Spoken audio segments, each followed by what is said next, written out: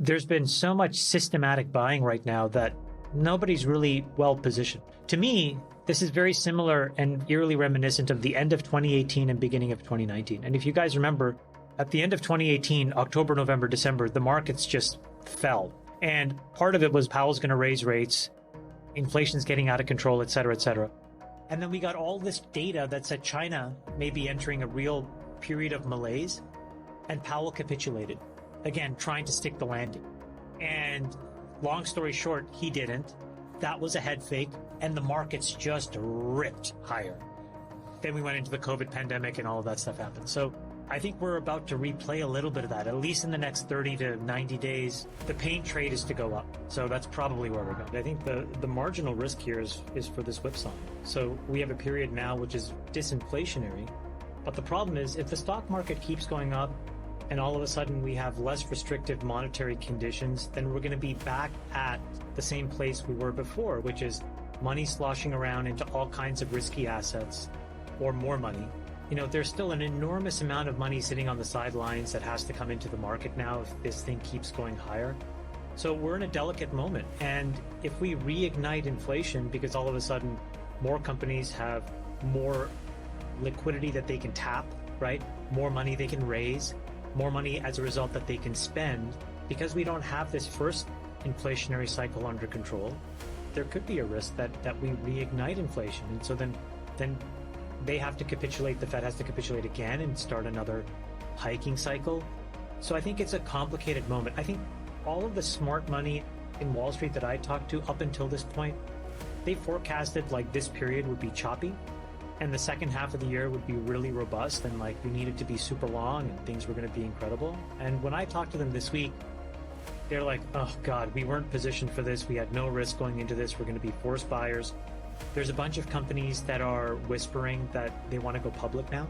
The big banks have been calling around trying to book build quietly for some IPOs. And so if they try to kind of crack this capital markets open, I think there's, again, the marginal risk will be that we do whipsaw. So I think that there's a lot of those testing the waters that are now starting again. The thing that we have to think about is like most of the market are not people, right? Most of the market are computers and algorithms and ETFs. It's an extremely formulaic buying model. You have components of an index, those represent certain percentages. You have to own those percentages to be relevant as that index. And so it's this reinforced buying loop as well as a reinforced selling loop, right? So when things start moving, those folks have to just systematically move money in. All the humans know that. So the humans tend to front run all the computers, and they basically are the ones that sell into these guys. And then that's what inflates these prices. Similarly, on the way down, humans try to front run it by being short into that stuff. So we could see the capital markets open. Even if we don't, it's actually the worst scenario because now you have all this money going into a fewer number of names.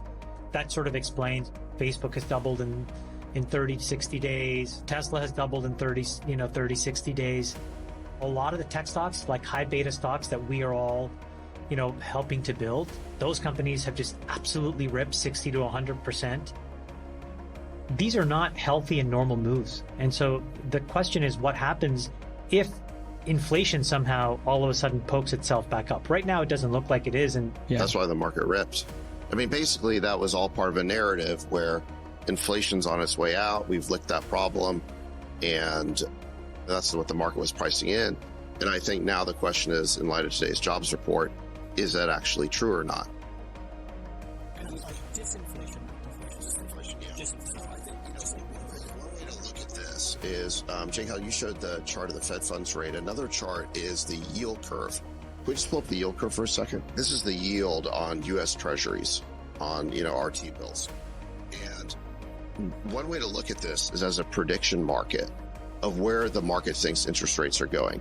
Because the Fed sets the rate for the Fed's funds rate, which is the overnight rate of lending to banks, but they do not set the rate of, 3 months, 6 months bonds, 10-year bonds, and so on. The market does, because the market trades those bonds and it imputes a yield that the market requires to want to hold those bonds. So what's interesting is that if you view the yield curve as a prediction market, it tells you at any given time what the collective wisdom is of the market. Now, this thing is fluctuating, moving all the time.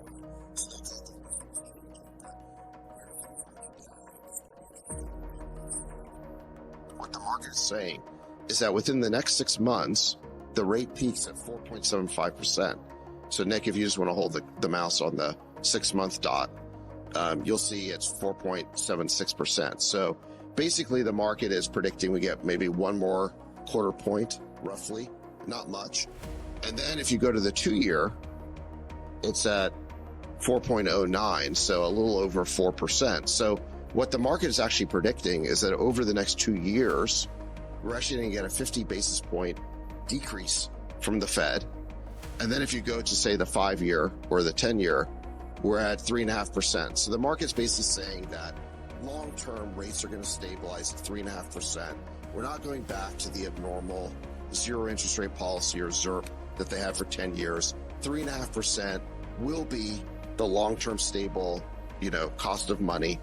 But you can see that the market, the prediction market, thinks that the Fed has done enough to combat inflation, because the Fed funds rate now basically is where the bond market thinks it should be.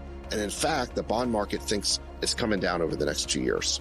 If you listen to Buffett's teacher, this guy, Ben Graham, in Ben Graham's book, the way that he would look at a stock, and obviously, look, things have changed, but the way that he would look at a stock is he would look at that risk-free rate, he would double it, and then the inverse of that is the maximum price to earnings ratio that he would pay for a stock, right? That's the trade-off. Is if you can get more than 2 times the risk-free rate, then it's worth owning a company. What that means is that if you take 3.5% as a terminal rate, the right PE is around 14 for the S&P 500. Right now, the S&P 500 trades at 22 times PE, which would mean that we are 50% overvalued. Now, that, again, that's a Benjamin Graham model, and I think the world has pretty cleanly moved away from it. But there's probably some rooting in that intellectual framework that's still valuable. And to your point, David, it just reinforces that, man, we need to start to learn a new regime here, because when rates are not zero, there's just a lot of excess that you can't support, because the alternative trade-offs for investors are plentiful, and plowing money into a money-losing startup becomes less attractive. I watched Powell's speech, and it was really amazing, because in December, he was extremely hawkish. And he was basically like, listen, we're going to keep rates higher than you like and longer than you want. And that was pretty clear, and the markets reacted. And then not but 35, 40 days later, he essentially said we have 2 25 basis point hikes left to go. And he's going to try to stick the landing, essentially. And even though the rest of the language in his entire speech and the press conference, if you read it in the absence of his body language, so if you just read the transcript, would seem very hawkish as well.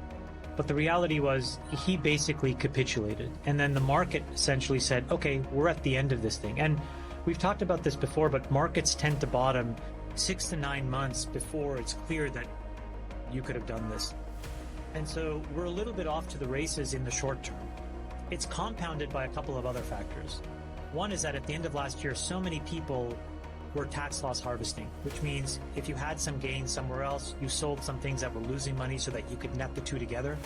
You saw a lot of stocks, Tesla was probably the poster child for this, trade all the way down to like $108 a share, and it's effectively doubled in the last 30 days, right? So everybody tax loss harvested, everybody degrossed, nobody was really owning anything. And then when Powell basically said we're mostly done, there's been so much systematic buying right now that nobody's really well positioned.